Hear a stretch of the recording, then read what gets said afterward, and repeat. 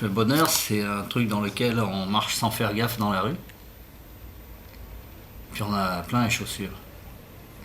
Alors après, on s'échine à l'enlever de la chaussure pour pouvoir rentrer dans la vie normale. Vous pensez pas que c'est ça le bonheur? Ah, vous m'étonnez. Je crois que Donc le il faut se bonheur, débarrasser du bonheur? Non, je dis que le bonheur, c'est un peu comme la liberté, c'est des choses qui terrifient les gens. Et donc, dès qu'ils l'approchent, parce que comme tout le monde, les hasards de la vie font qu'ils l'approchent, ils se dépêchent vite de s'en éloigner. Et s'ils tombent dedans, s'ils marchent dedans, comme je disais, ils changent de chaussures souvent. La plupart des gens qui vivent avec quelqu'un, c'est pas la personne qu'ils ont le plus aimé dans la vie. Jamais. Ah bon? Ouais. Enfin, moi, je suis plutôt une exception dans la vie parce que ça m'est arrivé quand même. Mais d'une manière générale, je vois bien les gens, comment ça se passe dans leur vie. C'est souvent comme ça.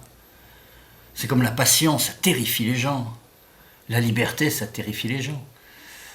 Et vous, ça vous terrifie pas alors? Non, au contraire, moi je cherche. Pour moi, c'est la vie, c'est la liberté, la passion. Alors ce serait quoi les ingrédients du bonheur? Oh, je sais pas s'il y a des ingrédients.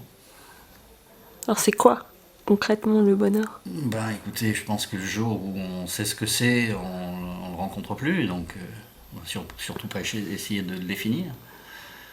Mais quand on a marché dedans, on le sent, si je peux dire. Qu'est-ce qui nous empêche d'être heureux aujourd'hui dans...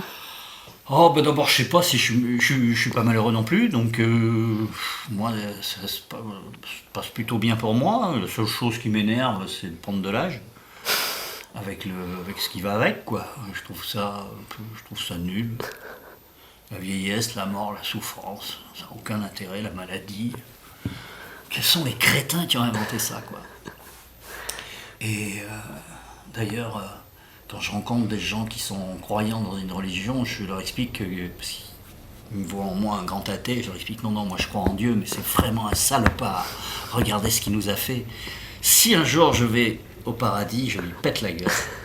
Et qui a créé ce genre de choses, quoi? Qui a créé la mort, la souffrance, la déchéance? Ça n'a pas de sens. Et ça devrait être ça, le combat numéro un de tous les gens intelligents, c'est-à-dire tous les gens qui sont des scientifiques, qui sont des chercheurs, qui sont des médecins, des thérapeutes, des philosophes. Tous ces gens devraient consacrer uniquement leur temps à vaincre ça, au lieu de s'occuper des conneries dont ils s'occupent. C'est pas ce qu'ils font aujourd'hui, alors? Ben non, aucun. Ils s'occupent de quoi? Bon, des conneries, on s'en fout. Mais, et vous faites pas partie de ces gens? Non. Vous êtes quoi? Vous êtes auteur? Je suis écrivain. Écrivain. Voilà.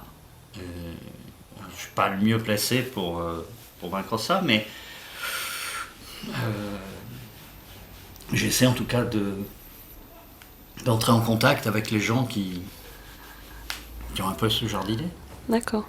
Aujourd'hui, vous participez à une revue qui s'appelle Barricade. Mm-hmm. Et vous m'avez donné un peu le manifeste de Barricade qui parle de bonheur. Ben, il parle en tout cas de la vie. C'est-à-dire qui part de la banalité de base numéro 1 qu'on devrait enseigner au bébé dès qu'il a fini de dire papa, maman. On devrait lui expliquer, tu es vivant et tu es là pour jouir. T'occupes pas du reste. Voilà. On est sur Terre pour jouir. Et tout ce qui nous entrave, c'est l'ennemi. Donc Barricade propose ça, de lever les entraves ou... Alors, Barricade est né un peu d'un désir de beaucoup une poignée de gens, disons, qui lisent beaucoup et qui sont fatigués de lire ce qu'ils lisent. C'est-à-dire, ce qu'on lit en ce moment, c'est qu'on est dans la merde, que ça va être long, qu'on va y rester, et qu'il y a plein de gens vilains qui nous ont mis là-dedans, ils sont vraiment vilains, quoi. Voilà. Ça, presque on s'en fout de ça. Nous, ce qu'on veut, on parle du contraire. Qu'on nous dise que, justement, il y a autre chose que la merde, qu'on va en sortir, qu'il y a des directions de recherche pour en sortir, qu'il y a des gens qui en sortent, qu'il y a des gens qui se battent, qu'il y a des gens qui font autre chose, qui ont des alternatives, qui se comportent autrement, qui ne sont pas obligés de faire ce qu'on leur dit.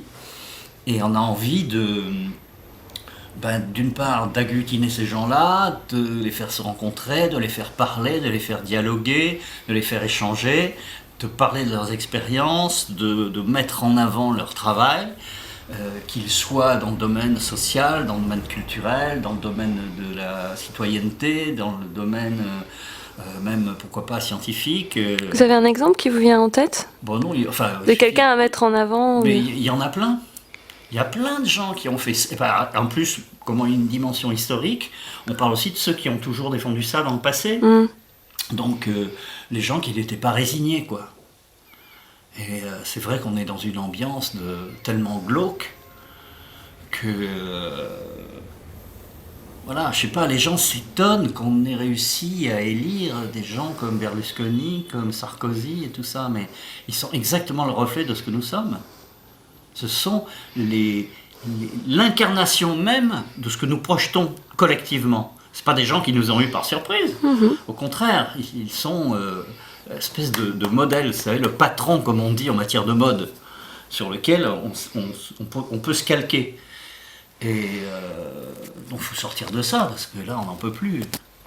On n'en peut plus, les gens ils sont dans... Puis ils croient tout ce qu'on leur dit, quoi. C'est ça qui est terrifiant. Ils croient qu'ils sont dans la crise, ils croient que la France vit une crise économique, alors que c'est la 4e puissance financière du monde. Non, mais attends, on hallucine là. La France dégouline de pognon, c'est un des pays les plus riches du monde. Il faut arrêter de dire qu'elle est en crise.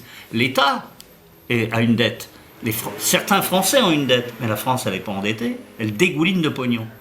Donc peut-être on pourrait résoudre la question de la dette des Français qui ont une dette. Simple. Vous croyez pas? Ok, vous voulez rajouter quelque chose? Oui, si vous avez quelques mois de... Merci.